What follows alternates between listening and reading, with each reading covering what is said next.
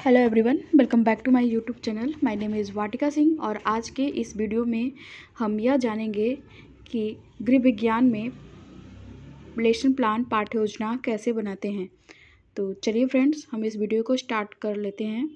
First of all आपको अपने file के फर्स्ट पेज पे आपको लिखना पड़ता है पाठ्य योजना। इसको हम हेडिंग या टैग लाइन कहते हैं। इसको बिल्कुल ही बीचों बीच सेंटर में बोल्ड में और बहुत सुंदर ढंग से आपको इसको लिखना होता है। तो पहले हम यहाँ पे यह जान लेते हैं कि पाठ्य योजना क्या होता है, इसका मतलब क्या होता है।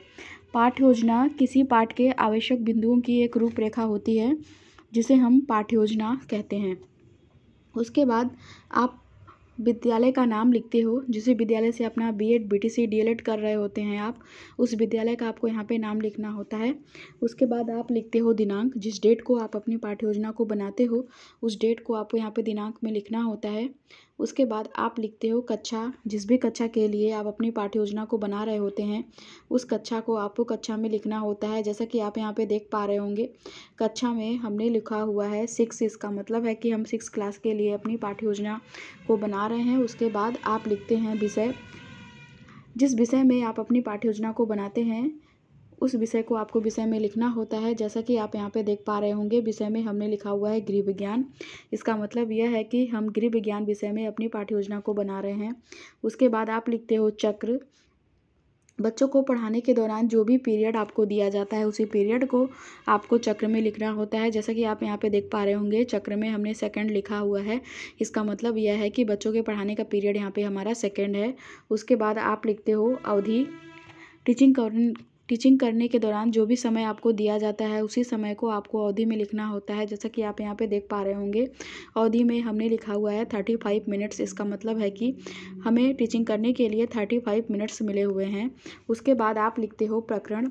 यहाँ पे हमारा प्रकरण है स्वास्थ्य रक्षा, इसलिए हमने प्रकरण में लिखा है स्वास्थ्य रक्षा। प्रकरण से मैं बता दूं कि जो प्रकरण होता है यह पाठ का नाम होता है। इसको बिल्कुल ही बीचों बीच सेंटर में बोल्ड में और बहुत सुंदर ढंग से आपको इसको लिखना होता है। उसके बाद आप एक ऐसी सीधी लाइन खींच देते हैं। इसे हम ब्लैक बोर्ड एंट्री कहते हैं। इसे हम विषय का इंडेक्स भी कहते हैं। इस ब्लैक बोर्ड एंट्री में, इस विषय के इंडेक्स में हमने आपको विषय के बारे में संक्षिप्त में सारी जानकारी आपको यहाँ पे दे रखी है। उसके बाद आप लिखते हो सामान्य उद्देश्य। तो पहले मैं आपको बता दूं कि यह सामान्य उद्देश्य क्या होता है। जो विषय आप बच्चों को पढ़ाने जा रहे हैं उस विषय से बच्चा क्या सीखेगा उसे ही हम सामान्य उद्देश्य कहते हैं और उसे ही हम सामान्य उद्देश्य में लिखते हैं। सामान्य उद्देश्य में हम अपने विषय के बारे में 5, 6, 7, 8 पॉइंट्स हम अपने विषय के बारे में लिखते हैं। एक इम्पॉर्टेंट जानकारी मैं आपको यहाँ पे यह देना चाहूँगी कि जैसे कि आप गृह विज्ञान की 20 से 25 पाठ्य योजना बना रहे हैं तो आप अपने गृह विज्ञान की 20 से 25 पाठ्य योजना में यही सामान्य उद्देश्य आप बार बार लिख सकते हैं। सामान्य उद्देश्य में यहाँ पे पहला पॉइंट्स हमारा यह है कि छात्रों को स्वास्थ्य के नियमों से परिचित कराना। दूसरा पॉइंट्स हमारे यहाँ पे है छात्रों को स्वास्थ्य शरीर के नियमों और महत्व को परिचय देना। तीसरा पॉइंट्स हमारे यहाँ पे है छात्रों को स्वास्थ्य रक्षा के अर्थ, लक्षण एवं नियमों से परिचित कराना। चौथा पॉइंट्स हमारे यहाँ पे सामान्य उद्देश्य में है छात्रों को संतुलित आहार के महत्व से परिचित कराना।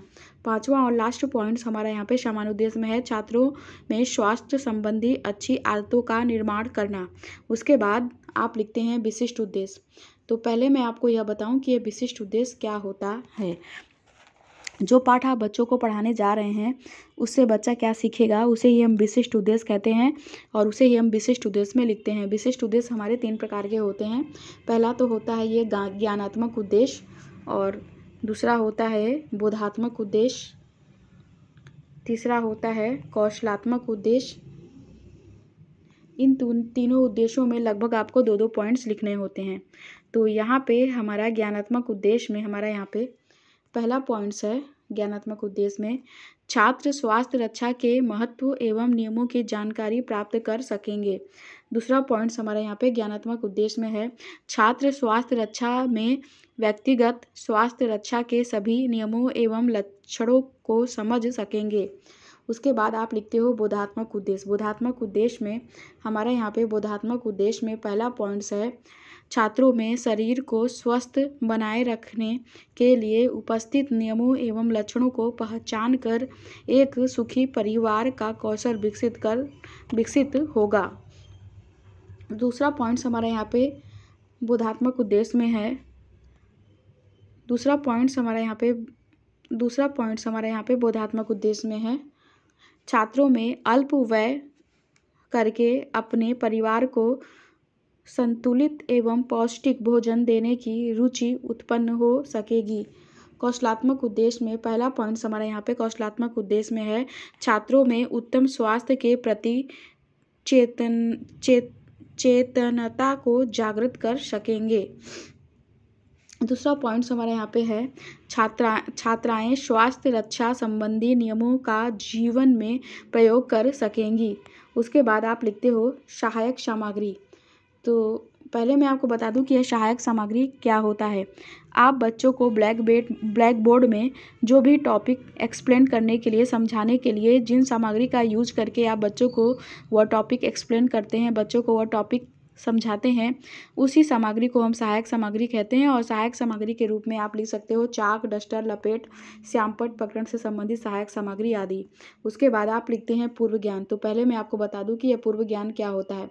यह जो पूर्व ज्ञान होता है यह लगभग सभी का एक समान होता है, बस यहाँ पे क्या होता है, पाठ का नाम चेंज कर दिया जाता है। पूर्व ज्ञान में आप एक लाइन लिख सकते हो, छात्र स्वास्थ्य रक्षा के प्रति सामान्य जानकारी रखते हैं। उसके बाद आप बच्चों से प्रस्तावना प्रश्न करते हैं। तो पहले मैं आपको बता दूं कि प्रस्तावना प्रश्न क्या होता है। प्रस्तावना प्रश्न का उद्देश्य छात्रों को पढ़ाए जाने वाले प्रकरण तक लाना होता है, जिससे पढ़ाए जाने वाले प्रकरण से संबंधित कुछ बातें छात्रों को स्मरण कराई जा सके, जिसको जानकर छात्र रुचि के साथ उस प्रकरण की शुरुआत कर सके। तो प्रस्तावना प्रश्न करने के लिए छात्रों से हम 3 कॉलम बनाएंगे। पहला कॉलम तो हम बनाएंगे क्रम संख्या कॉलम, जिसमें कि हम छात्रों से पूछे जाने वाले क्वेश्चन के क्रम को लिखेंगे। दूसरा कॉलम जो है कि हम बनाते हैं छात्राध्यापक क्रियाओं का कॉलम, जिसमें कि हम छात्रों से प्रश्न पूछते हैं। तीसरा और लास्ट कॉलम जो है कि हम बनाते हैं छात्र छात्रा अनुक्रिया का कॉलम, जिसमें कि छात्र हमारे पूछे गए क्वेश्चन के आंसर को देते हैं। तो यहाँ पे पहला क्वेश्चन हमारा छात्रों से है, शरीर को निरोग रखने के लिए क्या महत्वपूर्ण है। तो छात्र आंसर देते हैं, शरीर को निरोग रखने के लिए शारीरिक स्वच्छता महत्वपूर्ण है। दूसरा क्वेश्चन हमारा यहाँ पे छात्रों से है, स्वच्छता के अभाव में शरीर कैसा हो जाता है। तो छात्र आंसर देते हैं, स्वच्छता के अभाव में शरीर अनेक रोगों का शिकार बन जाता है। तीसरा क्वेश्चन हमारा यहाँ पे छात्रों से है, शरीर को स्वस्थ रखने के लिए हमें प्रतिदिन क्या करना चाहिए। तो छात्र आंसर देते हैं, शरीर को स्वस्थ बनाए रखने के लिए हमें प्रतिदिन व्यायाम करना चाहिए।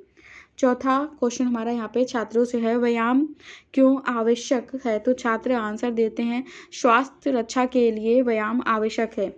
पांचवा क्वेश्चन हमारे यहाँ पे छात्रों से है, स्वास्थ्य रक्षा से आप क्या समझती हैं। तो छात्र आंसर देते हैं, समस्यात्मक प्रश्न। इसका मतलब यह है कि पांचवें क्वेश्चन का आंसर छात्रों को नहीं पता है। स्वास्थ्य रक्षा से आप क्या समझते हैं, इसके बारे में छात्रों को कोई जानकारी, कोई नॉलेज नहीं है। उसके बाद आप लिखते हैं उद्देश्य कथन।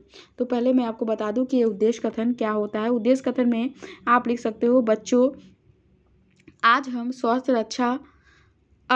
स्वास्थ्य रक्षा अर्थ, महत्व एवं नियमों के बारे में अध्ययन विस्तार से करेंगे।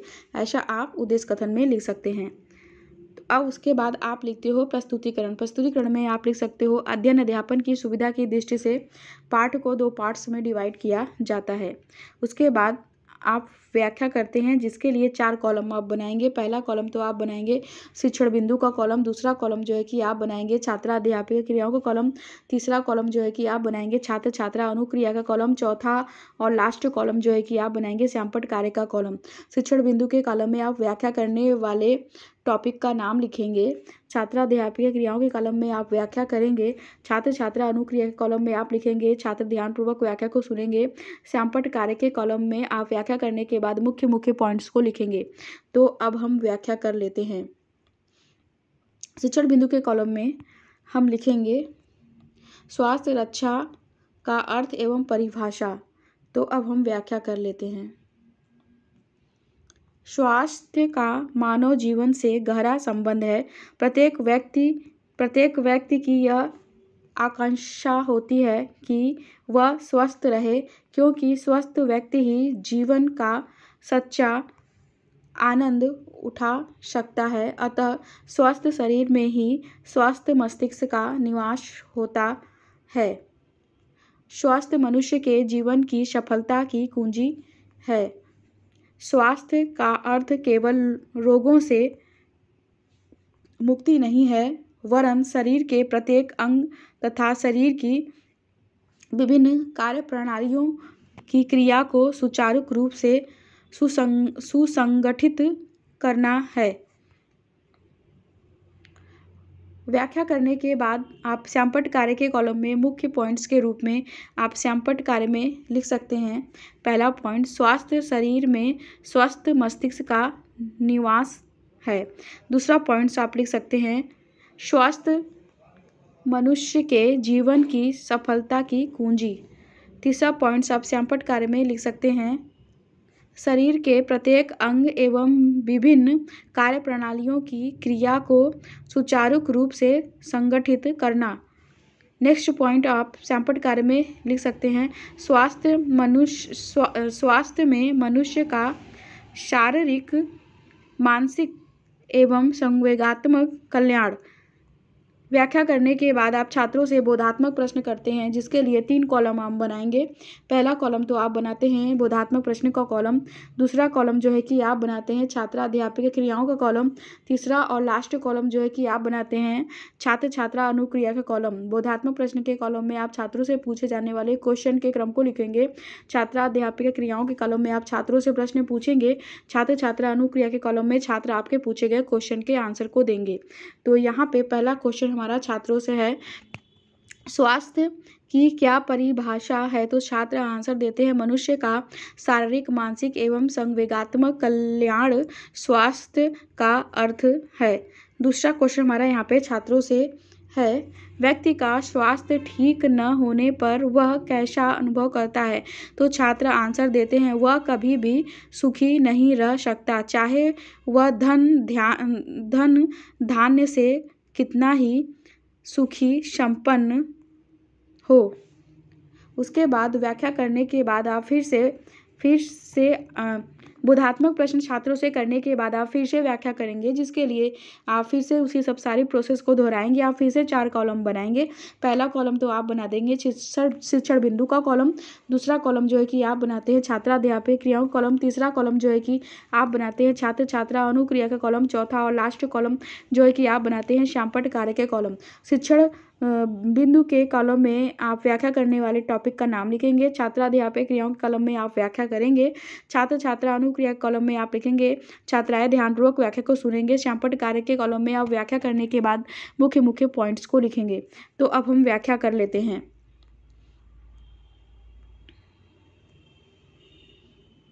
व्यक्तिगत स्वास्थ्य बनाए रखने के लिए व्यक्ति को अपने शरीर की कुछ आवश्यकताओं की पूर्ति नियमित रूप से करनी पड़ती है। जैसे पहला, प्रातःकाल जल्दी उठना, सूर्योदय से पूर्व सोकर उठना तथा रात को जल्दी सोना। दूसरा है हमारा नियमित शौच, प्रातःकाल नियमित रूप से शौच जाना। तीसरा पॉइंट्स हमारा यहाँ पे है दांतों की स्वच्छता, प्रातःकाल दांतों का मंजन, रात्रि को सोने से पूर्व दांतों की सफाई। चौथा, आँखों की सफाई, प्रातःकाल आँखों को ठंडे पानी से धोना। पांचवा, त्वचा की सफाई, शरीर के सभी अंगों की सफाई के लिए नियमित रूप से स्नान करना चाहिए। छठा पॉइंट्स आप लिखते हैं शारीरिक व्यायाम, प्रतिदिन प्रातःकाल खुली हवा में व्यायाम। सातवां पॉइंट आप लिखते हैं पौष्टिक एवं संतुलित आहार, प्रोटीन, कार्बोहाइड्रेट, वसा, विटामिन, खनिज, लवण इत्यादि। आठवां पॉइंट्स आप लिखते हैं विश्राम एवं निद्रा, विश्राम करने से शरीर की मांसपेशियां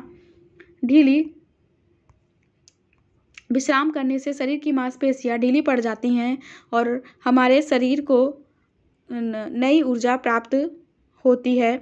पर्याप्त नींद भी आवश्यक है। व्याख्या करने के बाद आप श्यामपट्ट कार्य के कॉलम में मुख्य पॉइंट्स के रूप में आप श्यामपट्ट कार्य में आप लिख सकते हैं। पहला पॉइंट्स,